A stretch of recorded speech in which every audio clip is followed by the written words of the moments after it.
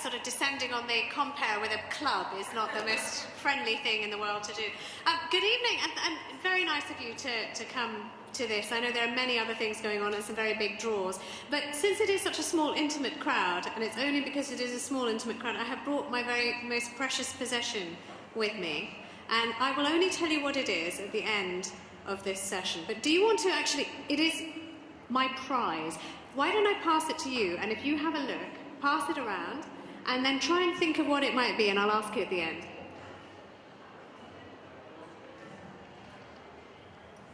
Is this working? Great, okay. I'm a terrible wanderer, so this is kind of a bit better for me. So Sophia, for those of you who don't know, let me tell you in headlines, because I'm a journalist. More than anything, I'm a journalist first and foremost. So I'm going to just give you a nutshell of who Sophia was in headlines, because it's a language that I understand. So Sophia Dalip Singh, daughter of a Maharaja, goddaughter of Queen Victoria, fashion icon, champion dog breeder, collector of fine art, one of the first women to ride a bicycle in Great Britain, a competitive horse rider, a competitive hockey player. That's one pile of headlines. And then the other is Sophia Dalip Singh, daughter of a traitor, harridan princess, ingrate, immigrant. So, as a subject from a first book, this is a woman who is an absolute gift. And I'll tell you how she came into my life. I mean, when I sort of started doing this book, people always asked me, where on earth did you find her? And the truth was, I didn't find her, she found me. So it was when I have a 6-year-old son, it was when I was on maternity leave with my bump and then baby. And if you have got children yourself, you know when you have the first child, you're hysterical about not making any noise at all under any circumstances. So I had no TV and no radio, and I just read everything I could get my hands on. And I came across this magazine which had this picture in it, in black and white. And even though it was in black and white, there was just something that stopped me from turning the pages and going any further. Because, I mean, people talk about gaydar, you know, that if you're gay, you know other gay people. We have a thing, we Punjabis, called Punjab, that you just can tell if somebody is Punjabi or not. And I just looked at her and I thought, there's something about that face that is Punjabi. She looks actually like an auntie of mine. So I started doing a little bit of research. Why is there a suffragette selling newspapers? The only headline was Suffragette sells newspapers outside Hampton Court Palace. And I thought, this is, number one, quite a strong image. But number two, how is it that there was a Punjabi suffragette? I've never heard of this at all. And then I asked, and they said, no, the name on the picture is Sophia Dalip Singh, or Sophia Dalip Singh, as the guy told me. And I thought, this is even weirder, because I'm married to a man called Singh. I am a Singh by marriage. I'm a political journalist. I am a feminist. I am a Singh. I don't know anything about this woman. And it was really out of shame that I started trying to find out a bit more. Now, some things are really very easy to know when you start looking into the name Dalip Singh.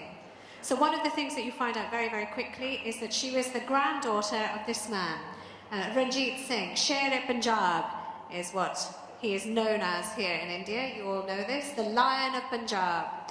And he was a king who managed to unite the north of India in a way nobody had done before. If you watch Game of Thrones, they talk about the king of the north. Ranjit Singh was the absolute real deal. And if you just have a look at this, it's hard to see, but this is in 1837 what the world looked like. And I don't know whether this has got a pointer, no, maybe not. But you can see the Ming Empire, you can see Persia, you can see that top splodge, that massive orange splodge at the top of India, is the Sikh Empire of Ranjit Singh. It was rich, it was strong, it was completely untouchable. He had such a strong standing army that nobody could take it. And he united disparate tribes and people into this one coherent empire, the Sikh Empire. Now, less is known about Sophia's grandmother. Her grandfather, Ranjit Singh, everybody knows.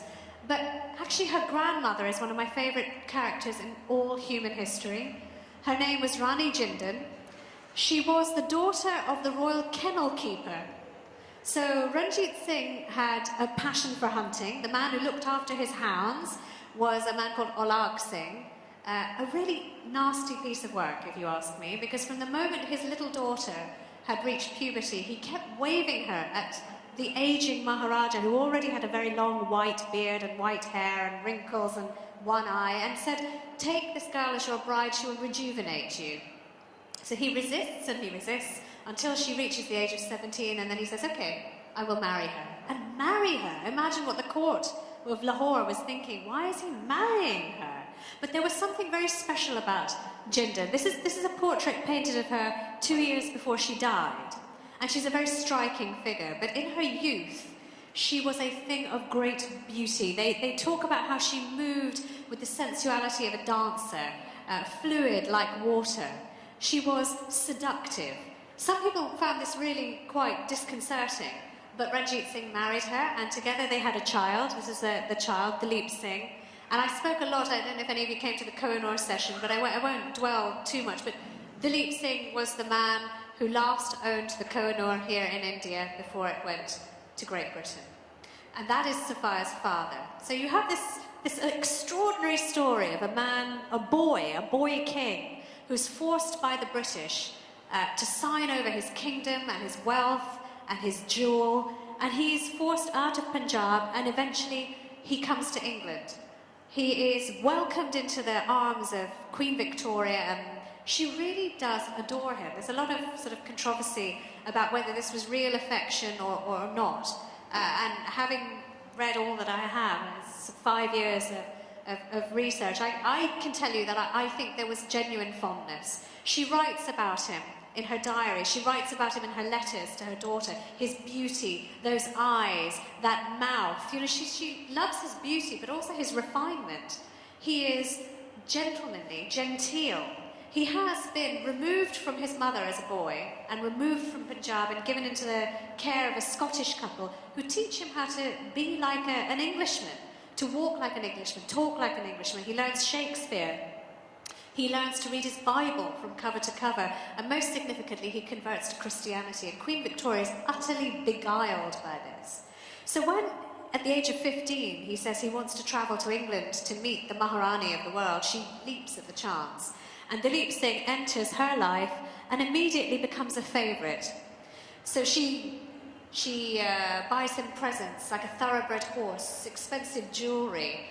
She welcomes him into her inner sanctum. There's a place that she has, a palace in Osborne, called Osborne House, which is in the Isle of Wight, where only the people that she cares about the most are welcome. And Dilip is a frequent visitor.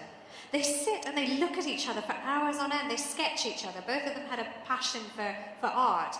And he was actually a fairly good artist, so they would sketch each other for hours on end. And these are really tender studies that only people who really like each other and know each other could produce. And before his 16th birthday, Queen Victoria commissions this portrait of Dilip Singh to hang at Osborne House. I just want you to have a look around the throat. You'll see around his neck there is a portrait of Queen Victoria, absolutely. And he will run around his neck, and he will run next to his heart for most of his life, because the fondness was genuine at that time. She tries to arrange a marriage for him. She really acts as his de facto mother, a surrogate mother, and like an Indian mother, the Indian mother, by the way, that the British have imprisoned and taken away from from Dilip Singh, from her son. She tries to match him up with somebody similar. So Victoria finds another Indian princess who's converted to Christianity. But Dilip Singh does not want to marry this woman, because by this time, from his 16th birthday to his 20s, he's now lived the life of an English aristocrat. He's fallen in love with English women and English ladies, and they flirt with him, they dance with him, but none of them will marry him, because none of them want, in the hideous language of the day, mongrel children.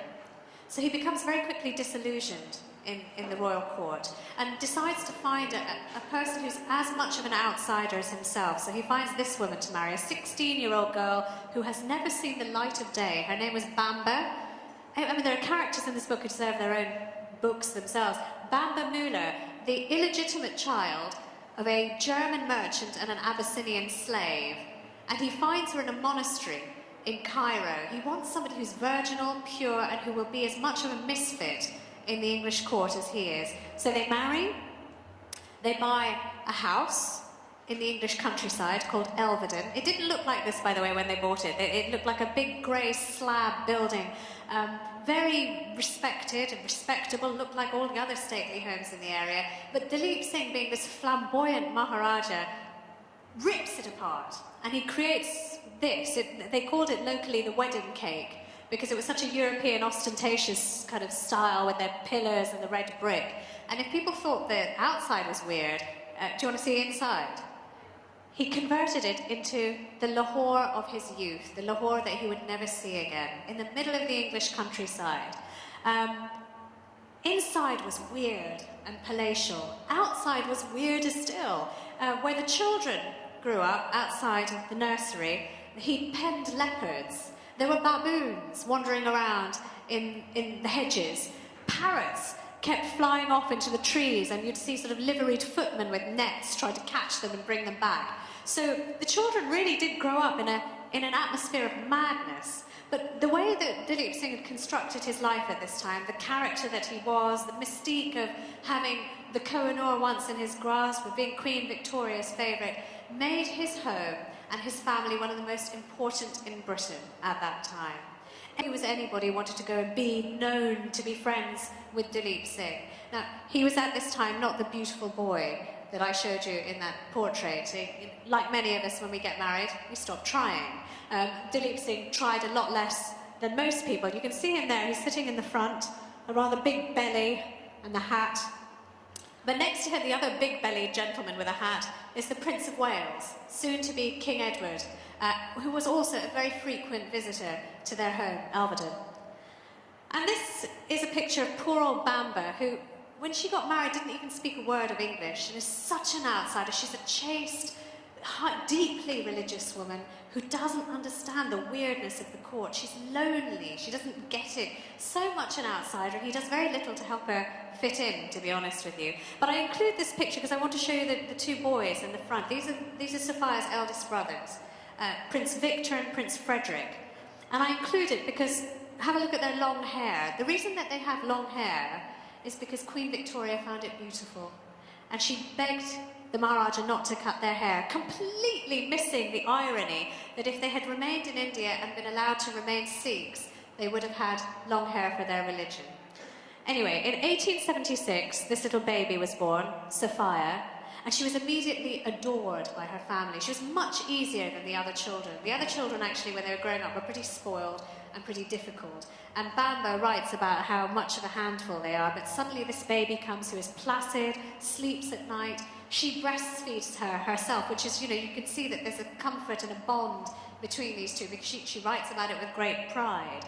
And Sophia is adored by her father as well. These pictures, by the way, the last two, are probably taken by Maharaja Dalip Singh. He was apart from being a talented artist, a sketch artist, he was also a very talented photographer. This is the time when cameras had suddenly moved on from the really cumbersome big daguerreotypes to these kind of much lighter cameras which could take these pictures. And you fast forward and you think, this is a girl who has got a charmed life ahead of her. And absolutely, you'd be right.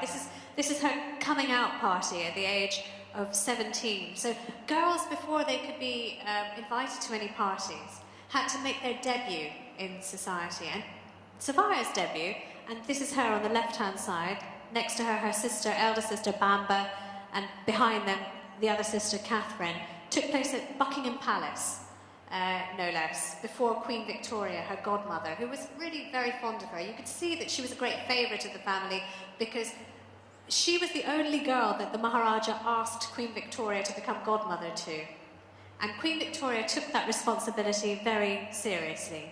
For a while then, this charmed life turned Sophia, I think, into one of my worst nightmares. She was utterly vacuous and pointless. She became a great figure in women's magazines that were coming out at the time. They would do fashion spreads, and her fashion sense, they talked about it all the time.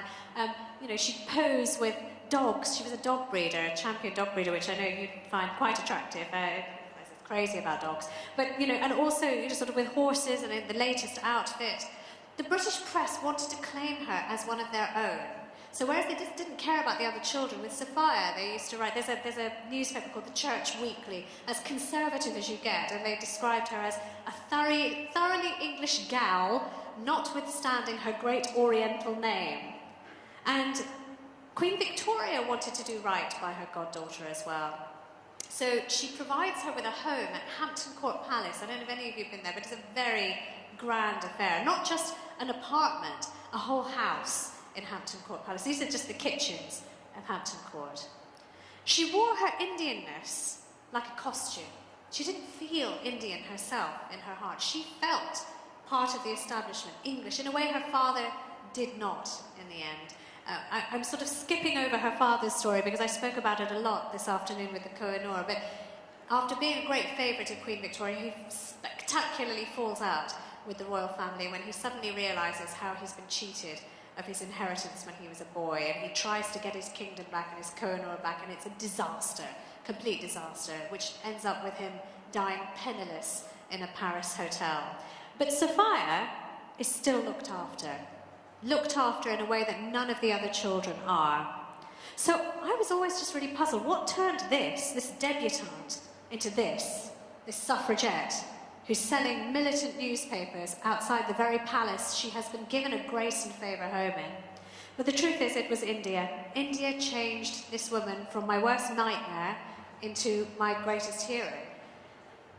In 1901, after Queen Victoria died, King Edward was going to be celebrated here in the Eastern Empire in India with the greatest show the world had ever seen. It was the brainchild of Viscount Curzon, who was the Viceroy of India at that time. And what he did was he wanted to stage this 4-day party, which cost an eye-watering, at that time, £7 million, which is just a ludicrous amount of money, to make all of the Nawabs and Rajas and Maharajas turn up, and they would have to bow before the king. Only problem was Edward couldn't be bothered to turn up. He was quite a lazy king. So he sent a proxy in his brother. But the show went on. And in the run-up to that show, everyone who was anybody in London either received an invitation or managed to get an invitation. And so Sophia Dilip Singh, who was a party girl at this time, you know, went to an opening of an envelope. She went to every social event that was going, was desperate to go to this party, really just because it was the best party to go to. And so somehow these girls applied, where their brothers didn't. Their brothers had been told very clearly, you will never go back to India, because to have a Dilip Singh back in India might stir up rebellion in Punjab again. That, you know, the Maharaja's children are back. The British just couldn't afford to have any more trouble in India. So they didn't even try, but the girls did ask. And they asked, and they were ignored, and they asked, and they were ignored, and they were asked, and they were ignored, until finally the Secretary of State just got fed up with them. And he wrote back saying, look, it is now too late, we can't really look after you, so sorry, but maybe another time, but at this moment we can't allow you to come. Far from being miserable, the girls were out of their mind with joy, because he did not say no, he just said, not yet. So they did what every determined girl who wants to go to a party does, and they ignored him completely. They managed to get on different voyages over to India, and they went anyway. The tragedy, though, of this affair is that they could not find a single corner of canopy at the Great Darbar celebration which would afford them any hospitality. They were treated very, very badly by the British, who were so angry that they'd defied the Secretary of State. And also, Sophia, with her own eyes, apart from being treated no better than a coolie when she got to India, sees this backdrop of famine that is all around her. India is on its knees at this time, suffering not one but two failed harvests. The monsoon has been really very bad, and people are starving to death. So against the backdrop of this enormous party, which is snubbing her, among people who treat her like a rock star in England, but treat her like dirt in India, she also sees the deprivation going on around her, and she sees what her father has lost. She's grown up with vague stories about Lahore, about the Darbar, about the grandeur of being Maharaja Ranjit Singh's granddaughter, but she's never really felt it. And now, when she travels to Lahore, she sees it with her own eyes. even more importantly than seeing what's happening with the big cities, where she cannot find a single statue to her father, the last Maharaja, but she finds in the middle of a road, they rename the roads in Lahore, and they actually still, I mean, I know them by those names, and I know many do, Charing Cross and the Mall, and in the middle of this cross-section, two very English-sounding names, a statue of Queen Victoria has been put. And Sophia sees all of this, and it hurts. And then she travels around the villages, and suddenly the murmur goes around, Dilip Singh's daughter is here, Dilip Singh's daughter is here. And these villagers come and they throw themselves at her feet. And they say, you just tell us what to do. We are rising up for you, you just give us the word. And she writes in her diary, I just don't understand why we should mean so much after so long to these people. So she's deeply affected by the warmth of people who treat her like one of their own. For the first time in her life, she looks like the majority. She's not the odd one out. She's not the only brown-skinned girl in the room. She looks like her countrymen, and she suddenly feels, actually, you know what? I'm not a thoroughly English gal at all. I am an Indian. She also meets up with some people who completely moulded her mind and remoulded her mind. So I don't know how many have recognized this picture. It's Gopal Krishna Gokhale. And perhaps, I mean, when I say this in England, I always say, you may not have heard of him, but you will have heard of his main disciple, a man called Mohandas Karamchand Gandhi. Because of Gokhale, Gandhi comes back to India from South Africa. And Gokhale is a huge admirer of Ranjit Singh, as is Sophia's greatest influence, Lala Lajpat Rai, who was a firebrand leader in Punjab. And when she's in Lahore, she's with her sister, and she hears that for the first time, Lajpat Rai and Gokhale are going to share a stage, and they're going to talk about the Swadeshi movement, and they're going to talk about how Indians have to have some self-respect. And she's, again, desperate to go and hear them.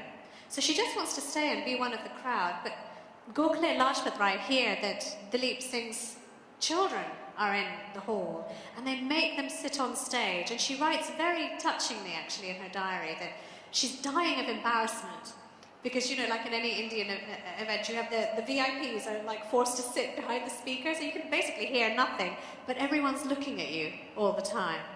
And so she sits there, and Lajpat Rai takes to the stage, and he gives this electrifying lecture where people are clapping and they're hooting, and at the end of it, he just says one thing. He says, I want you all to stand up and look at this woman here and her sister. Behold the children of the real Lion of Punjab. And the crowd goes nuts. They almost raise the roof of the auditorium, so much so that the British soldiers outside forcibly disperse the crowds inside. But this has really, really moved Sophia very deeply.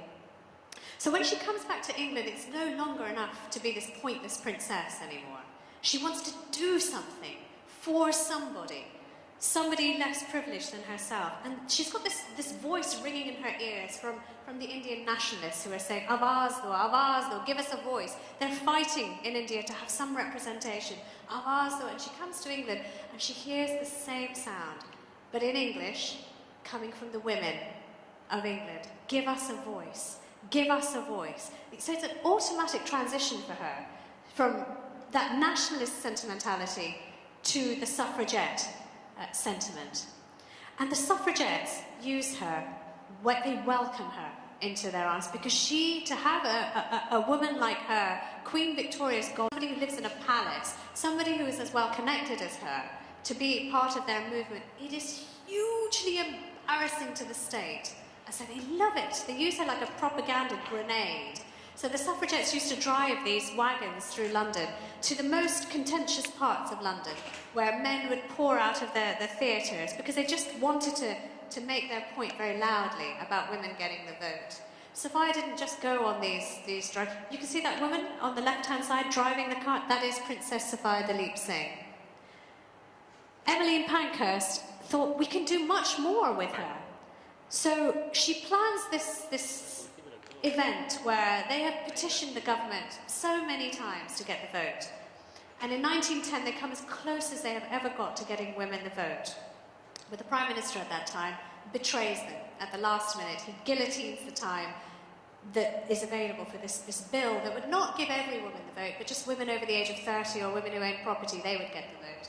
And he guillotines the time, kills the bill. So the suffragettes decide they are going to march on Parliament and they're going to hammer down the door. Whatever it takes, they are going to make Parliament listen. And she asks Emmeline Pankhurst, the leader of the suffragettes, says, "Who is with me?" And she does this at the Albert Hall, and it's a massive space, and the women have filled it to the rafters, and they are all willing to go. One of the first to volunteer is Sophia. "It is going to be dangerous," says Emmeline. "This is not going to be easy. We are going to be met by force." But the women don't care. So, far from just being part of the crowd, Sophia leads this march on Parliament with Emmeline Pankhurst. Shoulder to shoulder, they walk through the streets towards that very famous building where you've all seen Big Ben, I'm sure. And they're not allowed to walk together. The government's so sick of the suffragettes. The suffragettes are causing havoc at this time. And they're irritating the Home Secretary in particular, a man called Winston Churchill. You might have heard of him. He can't stand them. So he passes ordinance that they're not allowed to walk in big groups, otherwise they're disturbing the peace. So the suffragettes get round this by walking in small groups of no more than 12, and they get to Parliament, and they get to Parliament in dribbles, and their intention is to have this massive protest, but not be arrested before they get there. Sophia and Emmeline Pankhurst, they make it to the gate, and they are cut off by a line of policemen. And as soon as the second group arrives and the third group arrives, the police attack with such ferocity these women who are arriving. They basically use every weapon at their disposal, which means they charge at them with horses, they pick them up, they throw them to the ground, they slam them into walls, they use their truncheons, they also use sexual assault. That day is one of the bleakest days in British history because it is where state-sanctioned sexual molestation takes place on the streets of Britain. I had to wade through boxes and boxes of just the most horrific testimony from these extraordinary women who refused to go away. Churchill has said, "I don't want any arrests made," because the suffragettes have this habit, when they're thrown in prison, they go on hunger strike. And they go on hunger strike until they have to be released. So they clog up the whole prison system. They make it look ridiculous.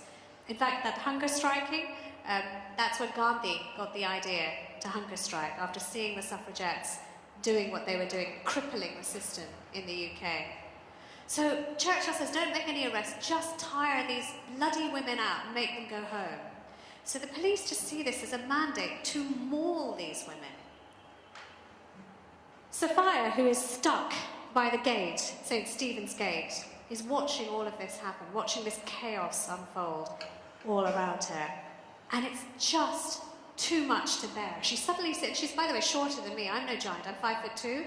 She's just about 5 foot. She had size 3 feet, tiny, tiny little thing. I've seen her shoes and gloves. But she sees a little break in the line of police in front of her. And the reason she is even throwing herself into the middle of this madness and carnage is because she sees one particular policeman picking up a woman and throwing her against the pavement again and again. And the woman will not stop standing up. And the policeman wants to keep throwing, and she thinks that this woman is going to die. So she quickly runs through this insanity in between this police officer and this woman who is being throttled by a much larger man, and she shoves herself in between the policeman and this woman. Now, you have to understand, I sort of told you that she was a celebrity of her day. It would be like Twinkle Khanna arriving in the middle of a demonstration and shoving a police officer. He would not know what to do with himself. So the police officer immediately drops the woman and, in shock, basically tries to disappear into the crowd. Now, anyone else, I probably would score this as a win. I've saved the woman. This is, yay, brilliant. But it's not enough for Sophia. She follows the police officer into the crowd through the violence. And she keeps shouting at him, tell me your number, because in Britain, even now, police have to wear their number on their epaulets or on their neck. It tells you which police station they're with, so that if you want to identify them, you can. And the policeman's just trying desperately to become invisible and walk away, but she follows him. She gets pretty pummeled in the process until she sees this number, V700, V700, V700, V700. Eventually, the police make around 500 arrests that day because it's very clear that these women will die before they give up. The only way to clear the streets outside Parliament is to actually arrest them, otherwise someone will die.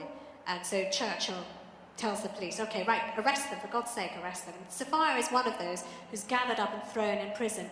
This day changes everything for the suffragettes, because for the first time, the press, which has been really pretty hostile towards these crazy women, you know, these daughters of England going mad and demanding unreasonable things like the vote, they suddenly see the side of brutality. They run this picture in the front of the Daily Mirror. Churchill tries very hard to stop this paper from coming out, of a woman clutching her head, surrounded by these looming and dangerous police officers. And Sophia writes a letter of complaint. She's arrested, but just like all the other things she does, she's desperate to go to prison and go on hunger strike and suffer with her sister suffragettes. But the police will never put her in prison because it would just be too embarrassing. How on earth do they explain? The press would love it. You know, the goddaughter of Queen Victoria thrown in jail. It's more dangerous in India, though, than it is embarrassing in England, because if you're trying to keep Punjab under control, which is already bubbling with discontent, thanks to people like Lajpat Rai, what is it going to sound like that a princess of Punjab, on her own, is standing up against the British establishment? So they just can't afford to send her to jail. As much as they would like to wipe her off the face of the planet, they can't do it. And she tries, oh my God, she tries to get arrested. So after this protest, known as Black Friday, she writes letters of complaint saying, I want to complain about V700. I want to complain about what he did to that woman. And it gets, in panic, passed up and up and up the line to the Commissioner of Police, batted to and fro in the Metropolitan Police until it goes right up to the Home Secretary. And I saw this brilliant document signed by Winston Churchill saying, send no more reply to her. They're so sick of this woman. She goes on marches, she breaks windows, she tries to get arrested. There was a census in 1911 where you actually, by law, had to fill the census in. She scrawls all over it, and this is her census paper, this is her writing. No vote, no census. As women do not count, we shall not be counted. I have an objection to filling up this form. And she sits and she waits for the police to come and arrest her, and they don't come. It must have been maddening for her, poor woman. And just very finally, and then we can chat, because there may be things that, other things that you want to know about. But one of the other things that she does is she refuses to pay her taxes. There's another weapon that the women used, because, you know, if you want to hurt a government, you kick them in the exchequer. Best thing to do. So these women just refused to pay their taxes. And Sophia was one of the leading tax resistors in the country. And she was hauled into court, not once, not twice, but 3 times, to the utter mortification of King George V, who is now on the throne, Queen Victoria's grandson, who writes in desperation, God, can't we throw her out of Hampton Court? Is there nothing we can do about this woman? And you know, the government flunkies say, you know what, Your Majesty, if you want to do it, you do it, but we're not taking that call. And of course, nobody will take the call to throw her out because, again, the embarrassment of throwing Queen Victoria's goddaughter into the gutter is as awful in England and potent in India as throwing her in prison, where she can be some kind of martyr. So, in a nutshell, that is the life of Sophia de Leipzig, and it's been a huge privilege to be introduced to such an extraordinary character. Thank you very much.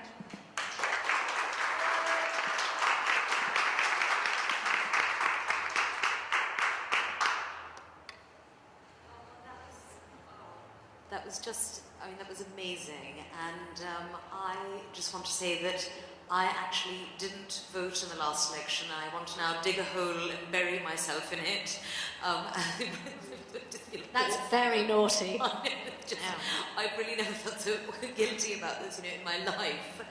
You know, what an extraordinary story. And I mean, as one reads the book, and, you know, I've heard you speak about this before as well, which is, you know, it's always electrifying.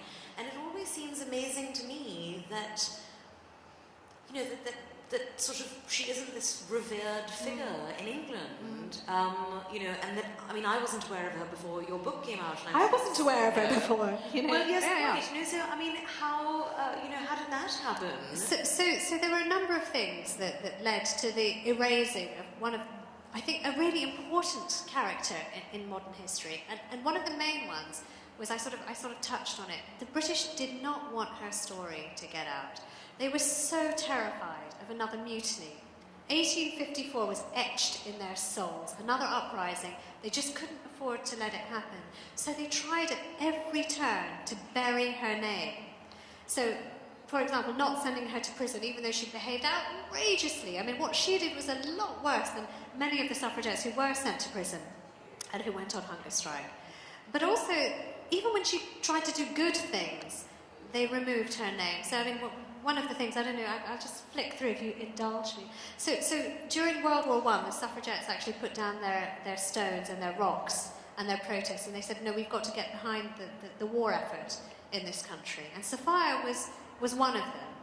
And she, first of all, the first that she'd heard about Indian soldiers, particularly from the Punjab, they were among the first to be dropped in the worst fighting during World War I, the shittiest, stinkiest, coldest trenches in France. And these poor chaps from Punjab were dropped with their khaki drill uniforms, insufficient coats and the wrong boots. And they were freezing. They were defeated as much by the cold and sickness as they were by the enemy. And Sophia heard about this, and so she wanted to raise money for the war effort, especially to get coats and shoes for these sons of Punjab. You know, she really acted like they were her responsibility. So she went out and she raised a phenomenal amount of money. All sorts of different ways. There's a lovely document I saw where she applied to the head of the Metropolitan Police because she wanted to walk an elephant down Oxford Street, thinking that people would throw money at it. And it's a very funny to and fro that they sadly declined the offer. But not only did she do that, though, she also went and she was a nurse. So for all of those broken soldiers, so this is her raising money during Flag Days. So she raised money not just for coats and she ended up raising such a lot of money, she bought huts for them to sleep in, so that they weren't sleeping out in the streets. But she became a nurse as well, and went to a place called Brighton. Brighton Pavilion was where the Indian soldiers were brought back, broken and bleeding. And she tended to them. Now, can you imagine being a Sikh soldier, and you'll wake up, and first of all, you'll see the first brown woman you've seen in months, and then somebody will say, this is Maharaja Ranjit Singh's granddaughter. They thought they were delirious. They just wouldn't believe it. So they begged her for some token to tell their families. They would write letters home saying, you're never going to believe who's mopping my brow. And somehow, Sophia, during wartime, when nobody could get hold of anything, she managed, like the film star that she was, to get hold of many, many photographs of herself, which she would sign and send to the soldiers just to prove that she was. And one of the saddest things in this story is that she couldn't speak to them in her own language. How sad is that? If she wanted to talk to the soldiers, she had to turn to the white nurses who had served during the Raj and say, can you tell him this?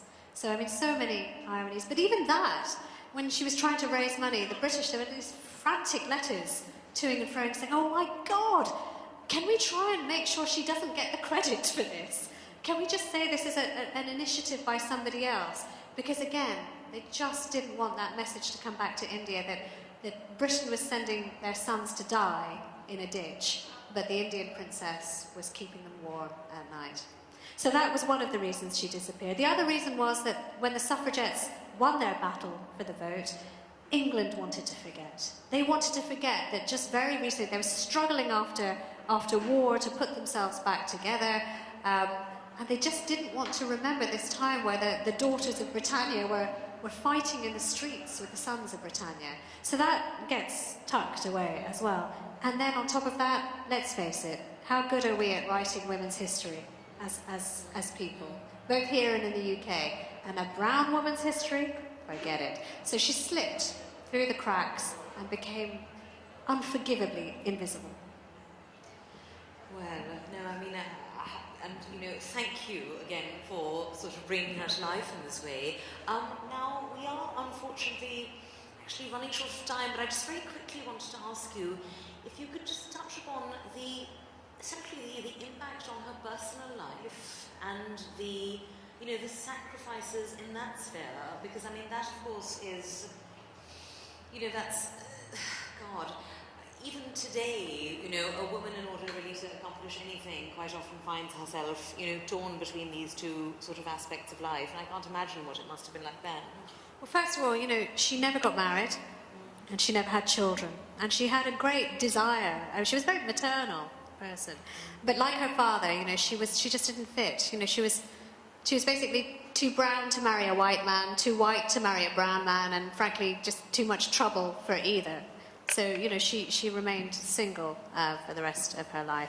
But that's not to say that.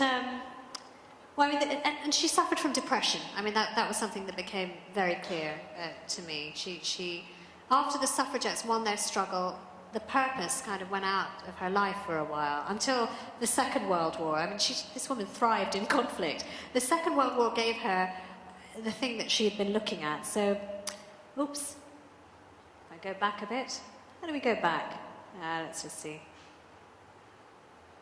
Oh, well, I'll just tell you.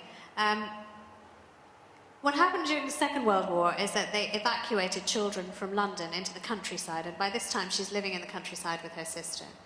And she gets a clutch of ragamuffin children from London to look after. So she gets to indulge that maternal side of herself, but they're not her children. She never has that family, and the whole Dilip Singh line dies out with her generation. None of her brothers and sisters have children either.